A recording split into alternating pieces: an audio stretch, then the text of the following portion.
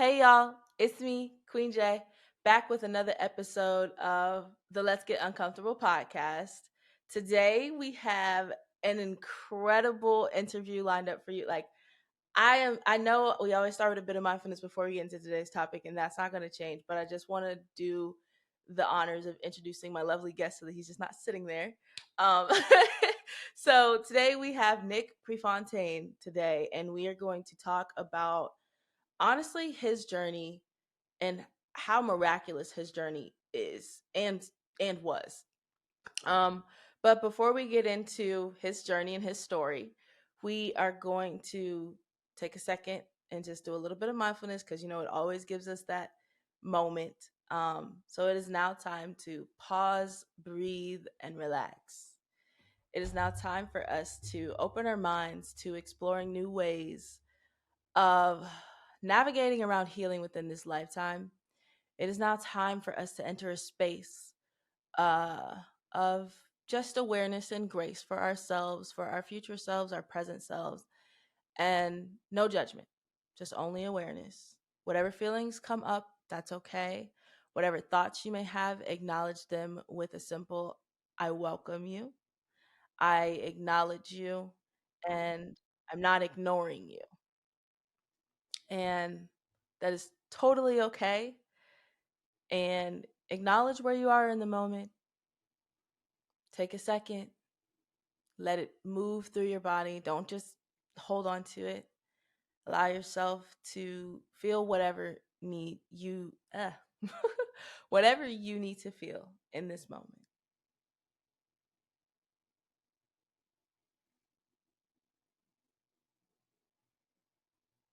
All right, y'all.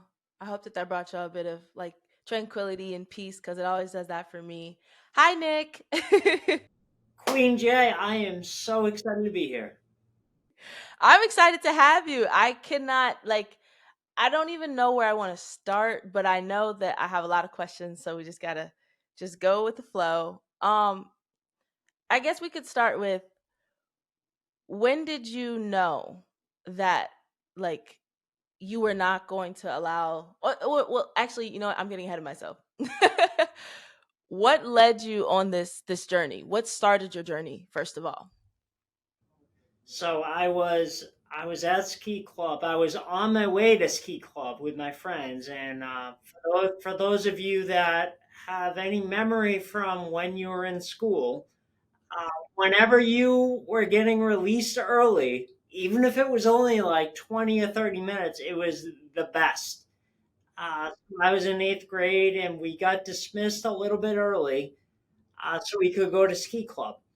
And my friends and I had all brought our snowboard gear, our ski and snowboard gear, onto the bus so we could get ready on the way to the mountain. So once we got to the mountain, we wouldn't have to waste 2 or 3 or even 4 runs getting ready because we would already be ready. So, yeah. So we got to the mountain, and the rest of the class migrated inside to waste time and get ready. And not us. We were ready. Yeah, we had it right for the chairlift. So we actually noticed that it was very icy because it had been raining earlier in the day. So people were wiping out everywhere. And the chairlift actually went right over the terrain park where all of the jumps were. And I knew as soon as I saw it that I had to go off the biggest jump in the terrain park.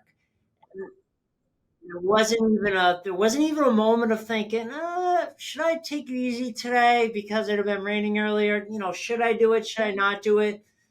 That didn't enter.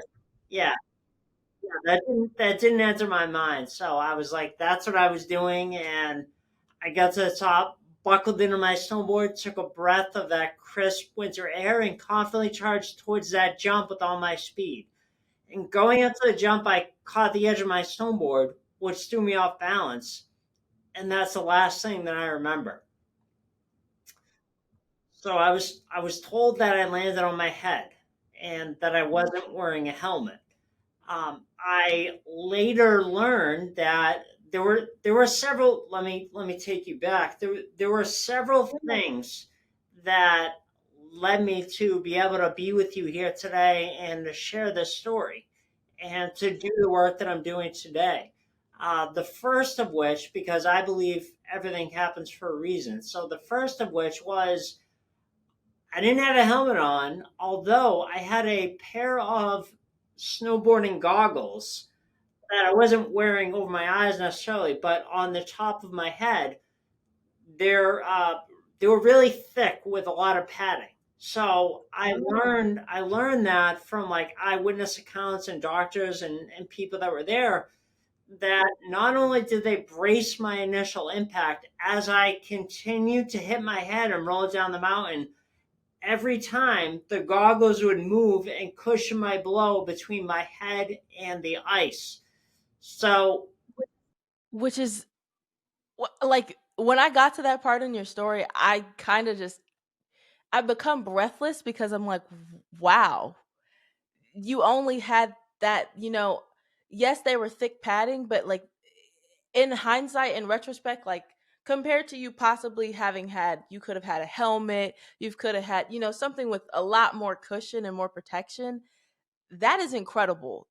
That's an incredible miracle to me right there. it's the first miracle that happened for sure. And they'll actually take you into something I don't share all the time, but the doctors said that based on the impact alone and the force with which I hit, they're not even sure a helmet would have made much of a difference because it I hit so hard. Although if I was to go back, I would have loved to have a helmet, but yeah, they weren't sure if it would have made a difference. So the second thing, they wanted to bring a helicopter to the mountain to rush me to the hospital, and they couldn't because it was too windy. So they had to send in an ambulance. And out of all the paramedics in the area, there was only one who could intubate right on the spot. And I needed that because of the severity of my injury. I needed that to be able to breathe. And he was one of the paramedics that showed up to the mountain that day. And as I was alluding to, there are still several things about that day that I can't explain still to this day. However, now I know one of them is the reason why I'm here with you today. So the third thing was once I got to the hospital, I was out. I was out for the count, and the doctors said that they shared with my parents that based on the impact alone, I would have been out for 7 to 10 days. And I already had swelling in my brain because I hit so hard. The initial was left frontal lobe. I hit so hard that I had swelling in my brain, and they were worried that if I woke up, whether it was after 7 days, 10 days, or 14 days, if I woke up and I panicked and I worried about, well, who are you? What happened? Who are you people? What? How did I get here? The swelling would have increased and I would have died. So they had to put me into a partially induced coma so that my body could heal and the swelling could come down. Um, the doctors once they were because they started to share the information with my parents, and my mom said, and I up until earlier this year I used to say my parents, but my mom said no, uh, not in front of him because the doctors are doing their job. They were just sharing my prognosis in front of me, and my mom said no, not in front of him because she understood that even though I was in a coma, I was still taking in information. So she made the doctors step outside the room, and once they were outside the room, that's when they shared that, look, we don't know how long he's going to be in the coma, and there's a good chance that he's probably not going to be able to walk, talk, or eat on his own ever again. And because none of this got through to me, so whether unconsciously or subconsciously, I still don't know the difference. Still, I've spent time and looked up the definition. It still doesn't make sense to me. So, anyway, whether subconsciously or unconsciously, it never got through to me. So it just allowed me to treat it like any other situation. So as soon I was in a coma for 3 weeks, I really don't remember a month. And after a month, I was transported to a rehab hospital in Boston. That's where I started my journey. So none of that negative information got through to me. So I just got up, um, and I kept taking my next step. I kept working and getting better every day. That is incredible. And that's why I was so moved by your story, because I'm like, I know that there could have been, like, kudos to your mom for saying not in front of him, because I feel like had you have gotten that diagnosis or that prognosis in that state, you probably still could have retained that information, and it could have led to you being like, yeah, I'm not going to walk again. Like, you wouldn't have treated it the way that you initially, the way that you just said. Like, I treated it like, I'll just keep taking my first step. I'll just keep going. And that's incredible. So did you have a voice in your head just telling you to keep going even after you found out like the severity of your situation? We are really aligned, because what you're asking is the next thing that I wanted to talk about, and that's, um, when I unknowingly I utilized, like, after I was transported to that rehab hospital, unknowingly I utilized a system to not only make a full recovery but run out of the hospital less than 60 days later. So I'll give your listeners a like a little preview, a 10,000 foot view, if you will, of it. And that's the STEP system. STEP is an acronym, and it stands for support. Support. You got to make sure you have the support of your family and friends right from the beginning. This is going to have you falling back on relationships that you built prior to your setback. T is trust. Trust that once you take your first step, your next step is always going to be available to you. And this also starts with trusting yourself. So the way that I can talk about this, and this makes another reappearance later in the story, but the way that I can talk about this is, I overheard, this was early on in my recovery after I was transported to the rehab hospital in Boston. I still couldn't talk. However, so I was in a wheelchair. I still couldn't talk. However, I remember overhearing my parents meeting with my doctors and therapists, and they were saying, "All right, what do we have to do to make sure Nick makes a full recovery?" And I heard in the back of my head, "No, you're going to run out." So then running out of the hospital became our common goal. So even though I wasn't able to talk, I was able to communicate that to the rest of my team. E is energy. Energy, maintaining your energy allows your body's natural ability to be able to heal itself. Medication has the potential to get in the way of that. And obviously within reason here. I mean, that first night in the hospital after my accident cost $250,000. So I couldn't just say, no, no, I just want to treat this with herbs and natural treatments. I needed it. Yeah. Yeah, you didn't have that option right away, but I just want to point out that I know you're not done listing off your system, and I really am like in awe over this. But I just want to point out that like that's incredible that you already had that level of support already after your accident, where that support was already there. That's amazing. But go ahead. Oh, thank you. I appreciate the observation. So P is, and I'll drill down a little bit further and talk more about energy a little bit later. But P is persistence. Uh, Once you take your first step, keep getting up every day and taking your next step, no matter how small. By continuing to move forward every day, you are building an unstoppable momentum.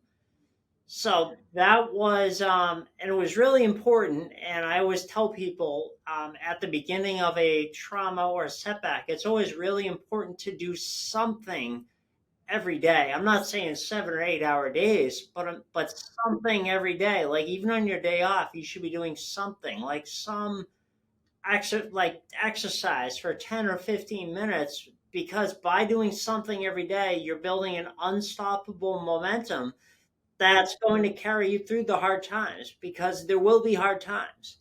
Um, so if you fast forward a little bit, and I actually, I want to talk about doubt, because when I was in the hospital, there was a moment of doubt. People always hear my story and they think, "Oh, okay, yeah, easy for you. You were in a snowboarding accident and you were in a coma for 3 weeks, and then you ran out of the hospital. Yeah, okay, great, but you don't know about what I have to go through, what my situation is."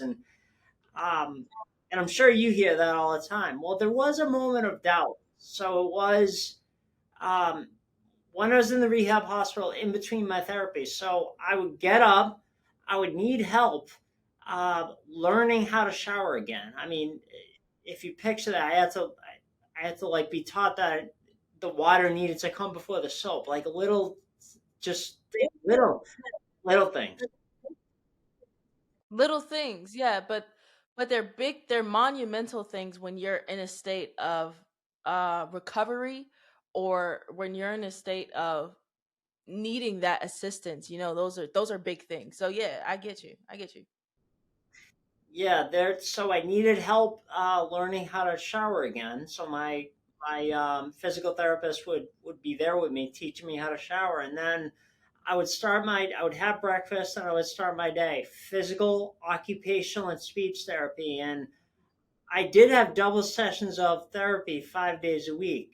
However, I would take a break for lunch first, and it was at one of these lunches in my hospital room where I was in a wheelchair just looking over my situation, and I just couldn't figure it out. I remember turning to my mom, who was my advocate. She was there with me every day, and saying, I just couldn't figure it out, saying, Am I ever going to be able to walk again?"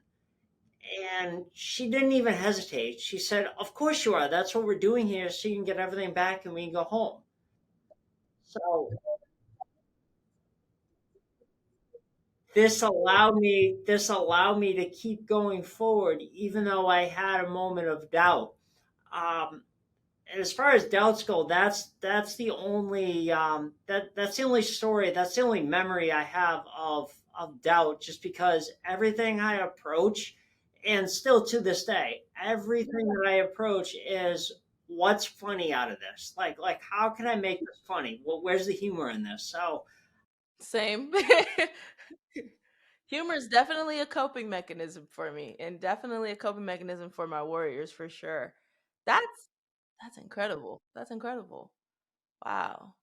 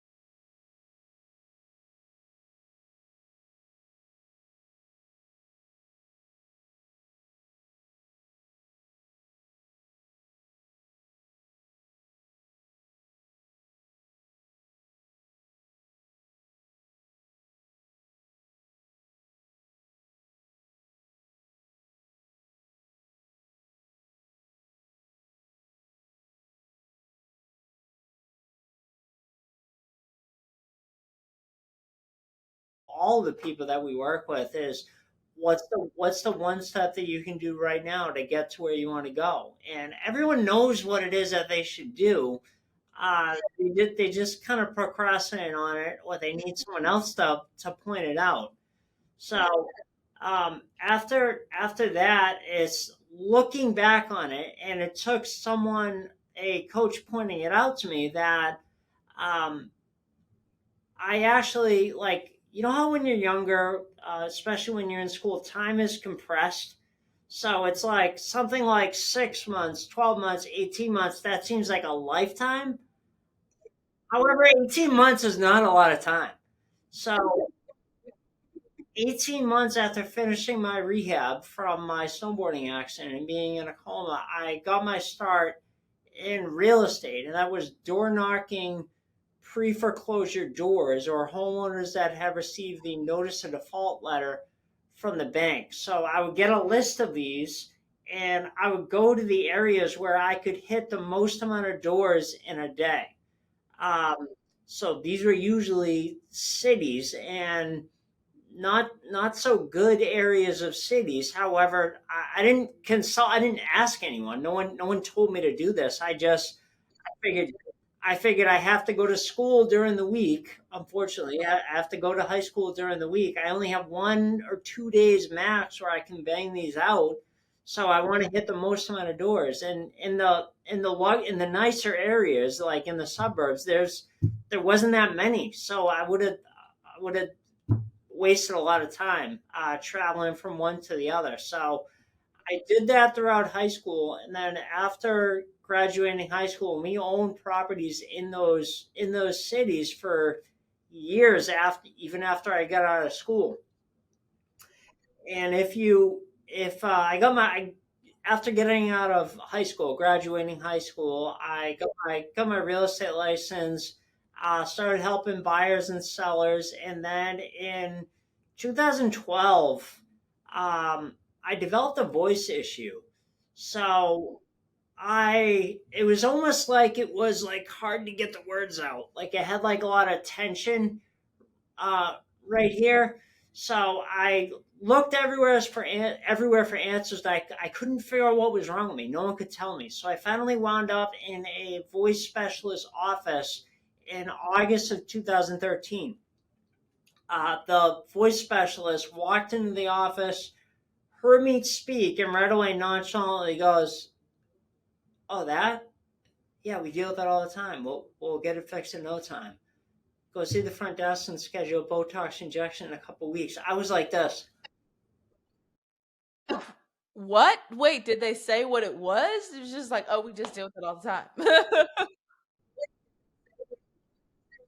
Yeah, it was a form of dysphonia. They didn't put a label on it, and I'm glad for that because it worked its way out of my system.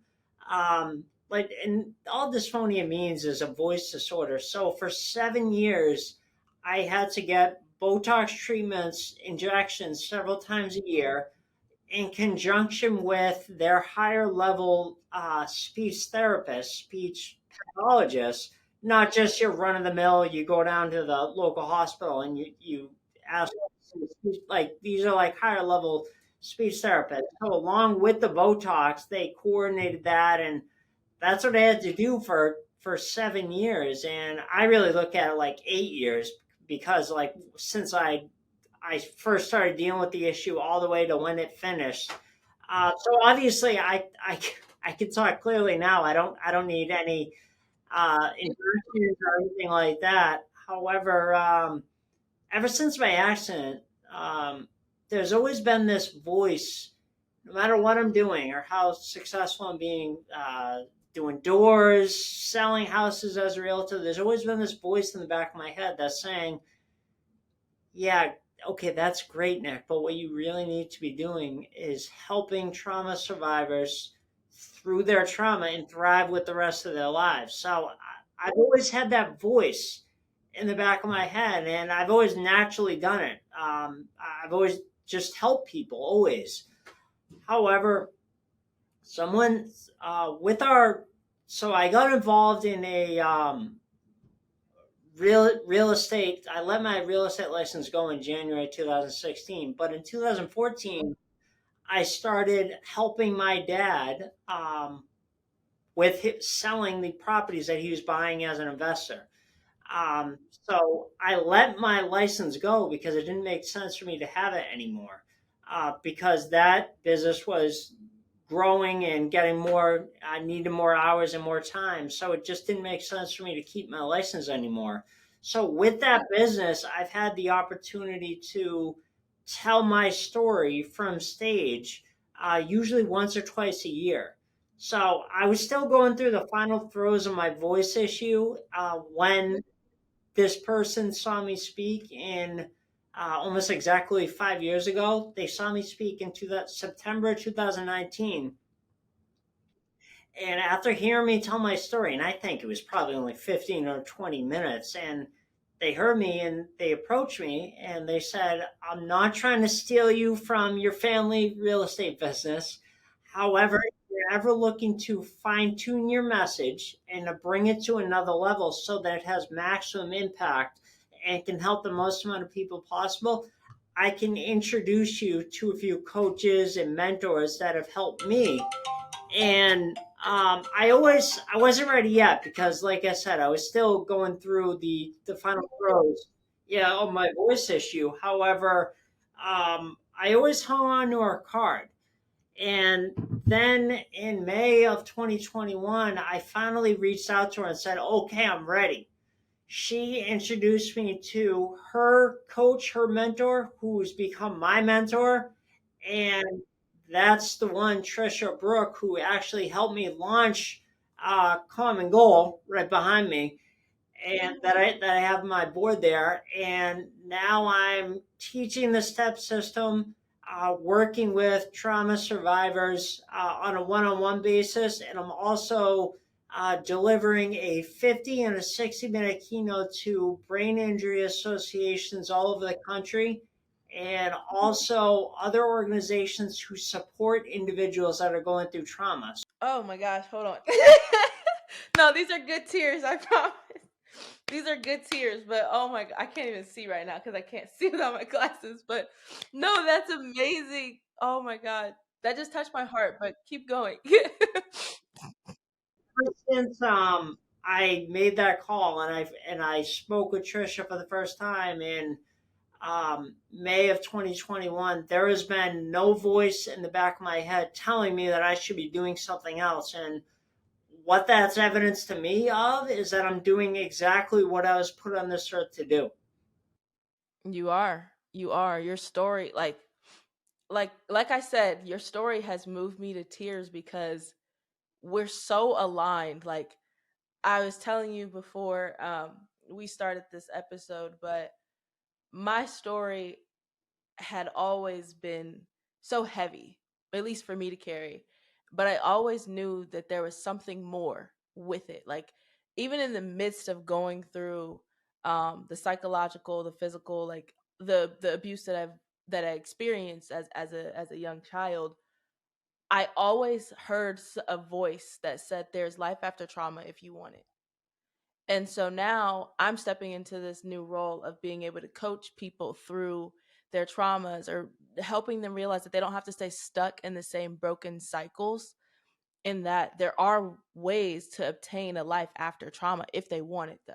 Because a lot of times, I think, especially, like, this is why I think it's your story is so remarkable, because after an accident like that, I can imagine most people would be like, yeah, I'm done. Like, I don't, you know what I mean? Like, I can imagine most people getting caught in the trap of negativity and like spiraling and, looking at things from a negative tunnel vision versus looking at it from, no, I just got to get better. I just got to put in the work to help everybody else. You know what I mean? Like most people wouldn't see it that way. Most people wouldn't look at look at an event like that and be like, yeah, I'm going to help everybody else now. Like, but that's what makes you and I so aligned, because when I was going through what I was going through, I was constantly like, okay, yeah, I'll help everyone else. My stuff never super took precedent. It never took precedent over helping my friends. You know what I mean? Like I was always just very helpful. So I I can't even, I'm so speechless. Like I don't even know what to say now. Oh my god. Well, whenever I speak with a, I guess you could call it a kindred spirit, or like a soul who, like yourself, who has been through the journey of the healing and the trauma and everything. I know there were things you were saying that we were on the same page, like before I even, so I know it's doing this work and sharing my message and connecting with people like yourself. I know I know I'm living on purpose. I'm living in alignment with what I'm supposed to do. Exactly. I think you are too. I think you are too. Like that's incredible. So when you actually started, what did you say? It said common goal? Common goal, yeah. Common goal. What was what's the message behind common goal? Whew. Common goal is exactly like I said. It's helping trauma survivors to thrive with the rest of their lives. So how we're doing that is through speaking at a lot of I've been speaking to a lot of brain injury associations, mostly at their annual conferences, and that's where I'll give a 60 or a 50-minute keynote. And after after sharing my story, I'm going to be giving away the same thing I do, which is after I share a keynote. At the end of it, I what I do is I give away Step the ebook. So what we covered is like a 10,000 foot view of the Step system. So I'm going to be sharing with everyone a way that they can download the entire STEP system for free and learn all about support, trust, energy, and persistence. And there are like subsets and like drop downs, if you will, within that, that I didn't have enough time to go over today, that we did. Oh, that's okay. But I definitely love that. I think what you're doing is, like I said, it's really incredible. Um like I need to sit with the the awesomeness or the miracle that has been placed in my heart and see. I don't know, for me, because like I said, we are so aligned, definitely a kindred spirit for sure. I am helping people move past post traumatic stress disorder, anxiety, depression, just the mental warfare of trauma, pretty much the aftermath. And you're helping people move forward in just in positivity, and that's incredible. That's amazing. Do you often like with your client base, do you often help people get tools or grounding tools to like step away, like if they are in a negative headspace? Do you or is that with is that in alignment with step already? I think within, I appreciate the question. I think within the STEP system, I don't really think there's room for negativity. Oh, I love that. Y'all hear that? There's no room for no. And okay, I got so excited because recently I've adopted a mantra where I've been saying you don't need to go back there. You don't need to look back and reflect so deeply to the point where you're reliving the negative experiences, because there's no room for negativity anymore, especially when we're trying to be in a place of positivity. That just don't work. So I commend you and appreciate you for saying that, because yes, you don't need to. So let me share a couple other things why I say that, because the when I was in the hospital, this is another credit to my parents. So all throughout my hospital room, whether it was in the ICU or in my rehab hospital, they had affirmations all over the room. So picture it. It wasn't like I could go anywhere, especially early on when I didn't know how to walk. So all I saw was these affirmations on my wall. Like with each step I take, I'm getting closer and closer to accomplishing my goal. And then with every day I get stronger. Just like some version of that all on every wall. So literally I was surrounded by positivity. And then it was just, what do I have to do today? What is the next thing I have to do today? And running out of the hospital wasn't like, okay, I'm done.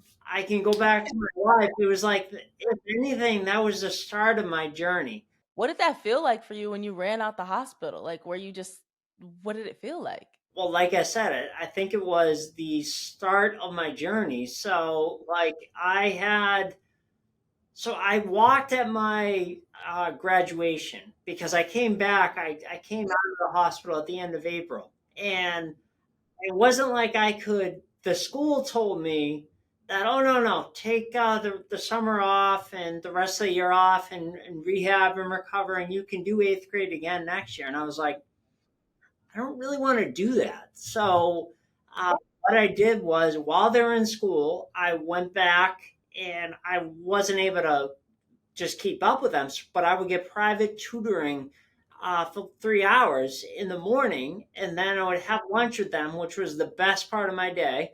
Having lunch with them, and then my mom would pick me up, and we would go to outpatient therapy in the afternoon. So that was how I, up until June when class got out, that was my days. And instead of going to school and being tutored, I'd have a tutor come to my house and tutor me. So yeah, that's an important part. Yeah, of course, of course. That's incredible. Like, I can't. I know I keep saying that, but it truly is because what I got from you saying that is it's and I hope the Warriors caught it too. It's very important for you to surround yourself with the right tools, with the right environment, so that hold on, I had it. No, no, I'm gonna just say it.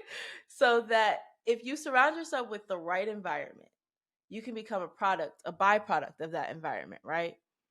And so when you're on this healing journey, be sure to surround yourself with as much positivity as you can. Be gentle with yourself, be kind to yourself. Like, if you do have negative feelings, acknowledge them. Don't ignore them, because if you ignore them, they come back up. They get angry. They're like toddlers. They don't like to be ignored. So, if you ignore the negative feeling, it resurfaces, right? In a different way. But if you acknowledge it and you're just like, okay, I'm going to show it love instead of being upset with it or judging it, you're able to then build a positive and safe and secure environment for your feelings to be housed and acknowledged and for you to continue healing. That's the beauty of growth. You have to foster it, you have to nurture it. You can't just kind of be like, oh yeah, that exists, and then just kind of ignore it and do whatever. You have to continuously water it. I'm a poet, so you have to continuously nurture it, water it, give it love. Yeah, yeah, definitely. I definitely know it.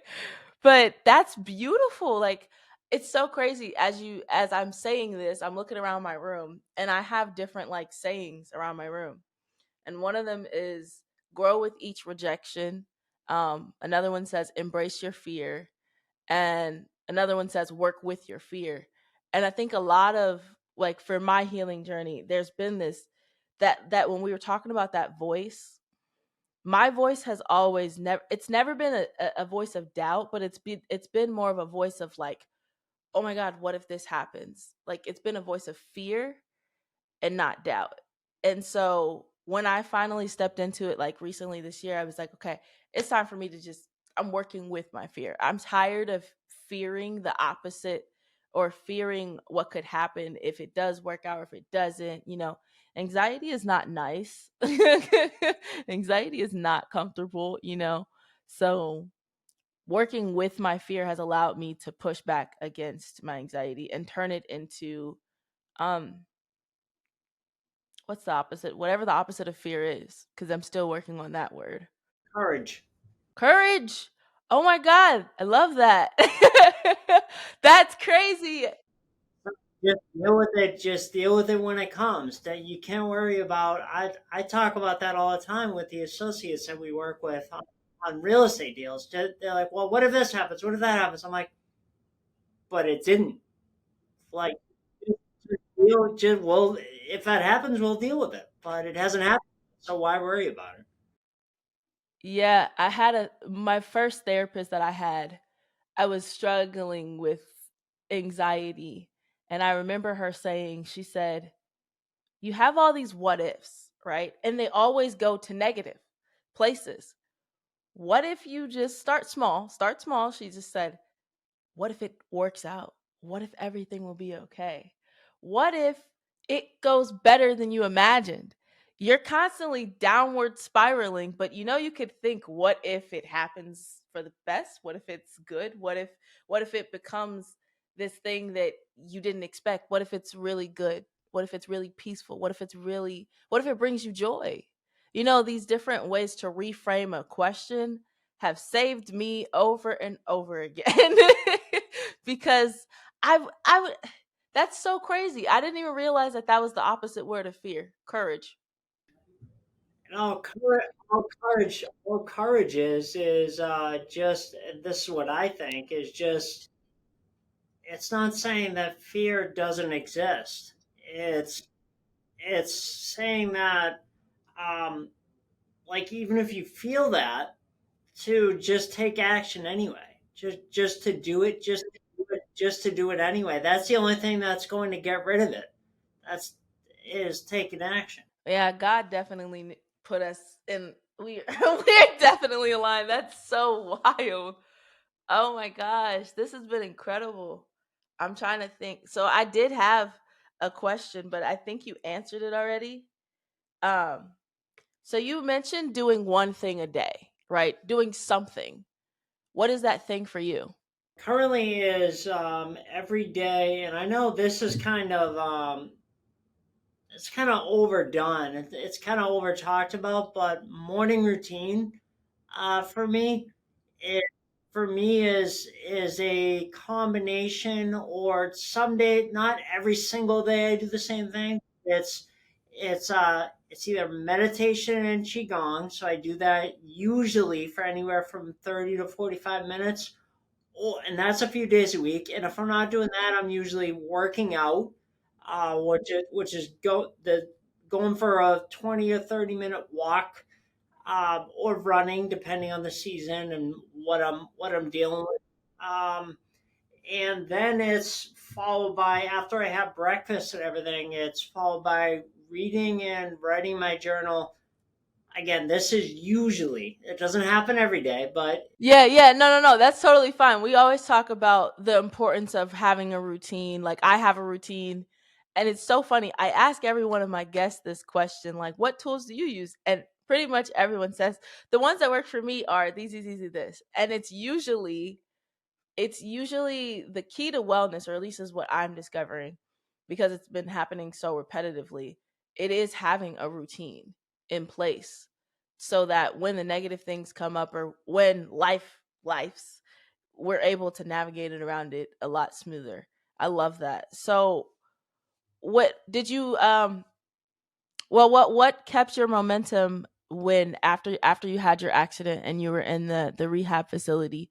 What was the one thing that you look forward to then, or that you did then? what I had in my mind was my ideal, which was I was going to get back to everything. Like, now I've adjusted. Now I know that normal.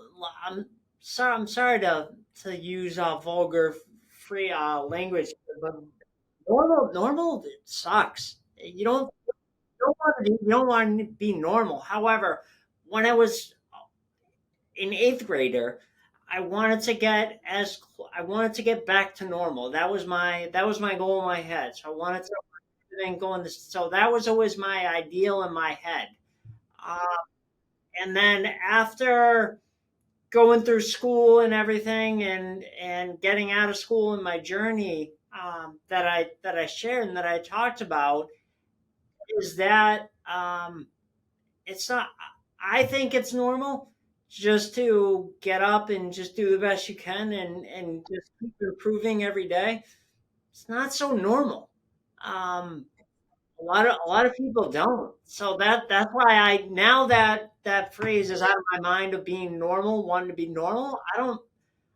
I'm not. I know I'm abnormal. So Yeah, that's the crazy thing. I just did a training session for my job, and we were talking about everyone has a different level of normal. Everyone has a different baseline, for normal. So normal doesn't really exist because your normal might be completely different from mine. Probably is. And when we say, "Oh, we want to be normal," what does that actually mean? What do we want to be like their life? We want to live their life. You know what I mean? I get it. I'm abnormal too, and I love it. I completely love it. This has been an awesome episode, by the way. I freaking am enjoying. I hope to have you on again. no, I've had fun, and there's so much more that we could talk about. I feel like, and as we're like kind of wrapping up the what I what I'd like to do. I mean, I know I share this, but what I share was just for the sake of time, was just a 10,000 foot view of the STEP system. To learn all about how support, trust, energy, and persistence work, your listeners can go to nickprefontaine.com/step and download the entire system for free today. That's amazing. I would. That's incredible. I think I'm gonna download it because I want to know more about the energy and. Wait, I do have one last question for you. I do have a question. You said part of your routine was meditation and qigong. What is that? It's a form of Tai Chi. Tai Chi is more mainstream and more. I'm sure you've heard of Tai Chi. It's a form of. There, I always. I think it's a form of Tai Chi, or Tai Chi is a form of Qigong. I always confuse it. They're like one and the same. So it's basically energy work. Um, Ah, okay, that's what I thought. I was like, I want to talk about that. I'm pretty sure that's energy work. I do a lot of that actually. so I do just sitting in silence and focusing on nothing for 20 to 30 minutes, and then after that I'll do another 10 or 15 minutes of um, qigong, and just like work with like I'll do a ball and I'll move energy around my body and things like Oh. that. So I've been doing it for 15 years. Oh. We're gonna have to.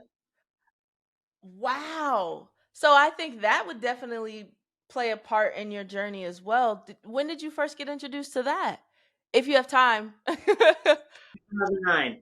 Yeah, March of 2009, I was introduced to, and that was right after I had finished seeing a naturopathic doctor to rid my body of all the toxins, which I started 3 years after my accident. And it's based on your blood type. Like you get a diet based on your blood type, and then I would have supplements that I have to take with each meal, and then I would get treatments every 2 to 3 weeks. And I got that for 3 years, like hyperbaric chamber, colonic foot bath, fango therapy, infrared sauna, like all those. I get to all of those. Oh, you have done all of the stuff. That is incredible. Like your body is probably not only has your body been able to heal itself, but the ability for you to have kept that momentum, right? We're talking about momentum.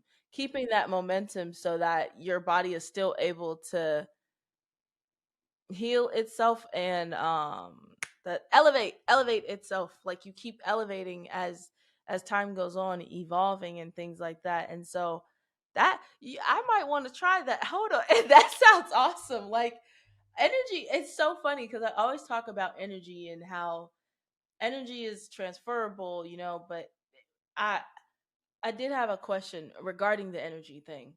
You said you're able to sit in silence for like 20 to 30 minutes. Did you have to like work your way up to that? Or was that something that you were just like, all right, I can do this? No, no, no, absolutely.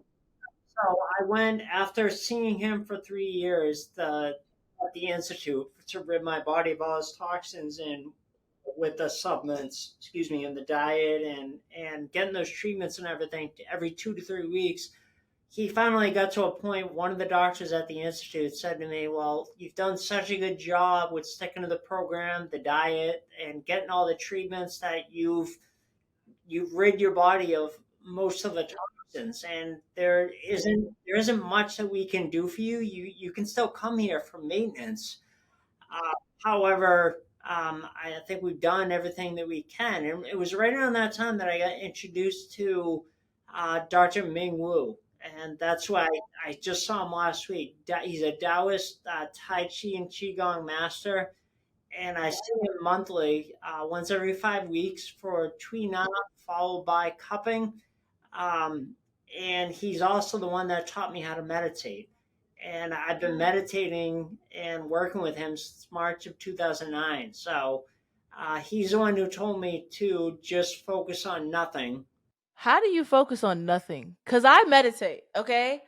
And I I get this question all the time from people who like just are terrified of meditation because they're like, I can't just think about nothing. My brain just constantly thinks it or is constantly racing. But for me, I found that when I meditate, it's easy for me to focus. If I focus on my breathing and focus on being in my body, that helps me get into the right mindset for meditation. But you said to focus on nothing.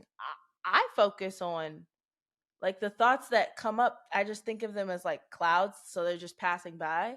Do you do that as well, or do you just really think about absolutely nothing? Because I don't know how to do that. There's no